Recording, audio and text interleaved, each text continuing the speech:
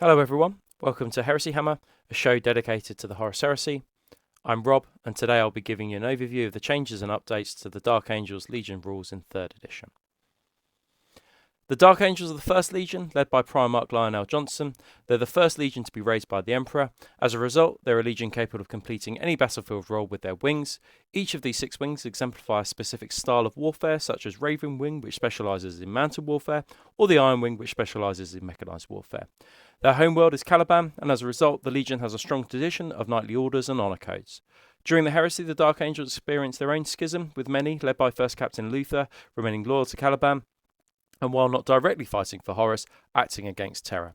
Following the Thramas campaign, the Legion and its Primarch find their way to Macragge, helping to create Imperium Secundus. After this falls apart, they attempt to make a drive to relieve Terra from the assaults of the traitor legions. While Sanguinius manages to return to Terra, the Dark Angels launch a campaign to destroy the traitor homeworlds. On the table, the Dark Angels represent their different wings through 6 auxiliary detachments now, with each one having a different composition of battlefield roles. For example, Iron Wing allows 2 heavy transports and 2 tanks. Dread Wing allows you to take 3 support slots that can only be filled by a mixture of interrupters and or rapiers. Their Legion trait means their leadership can never be reduced below 6, and fear can only affect them by a maximum of 1. With this customization, they can be played in many different ways. Their unique weapons include the Tyrannic Greatsword, a weapon that is +2 strength and breaching 5 up with damage 2. They have a variety of different characters. Lionel Johnson, Primarch of the Legion, is an absolute combat monster. He can choose between the Lion Sword and the Wolf Blade before the battle, and his stasis grenades can slow the enemy down. Corswain, Champion of the Legion, is armed with the blade, making him strength 6 and 2 damage with Duelist Edge 2. In a challenge, his armour reduces damage taken by 1. Marduk Sedras is one of the oldest living Marines, having reportedly fought during the Unification Wars. Now a commander of the Dreadwing, he brings annihilation to the enemies of the Imperium and grants any Dark Angels units he joins hatred traitors. The Paladin of the Hecaconistica is upgraded Centurion using a prime slot, which gains +1 weapon skill, a Tyrannic Greatsword, and Orders of the Hecaconistica. Dark Angels have access to 3 unique units. Knights Zenobium are one of the stronger Terminator units in the game. With their access to the Hecaconistica, they can tailor their style depending on the mission.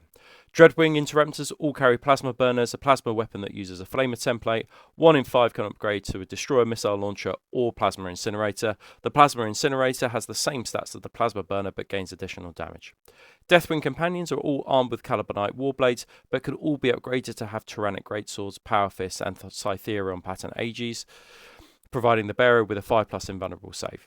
They all come with a 2+ save, and while attached with characters with Paragon or Command subtype, precision shots cannot be allocated to that model.